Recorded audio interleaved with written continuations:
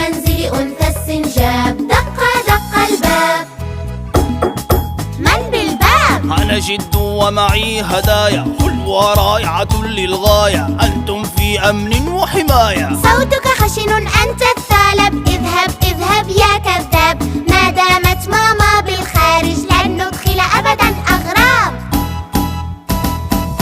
في منزل أنثى السنجاب دق دق الباب.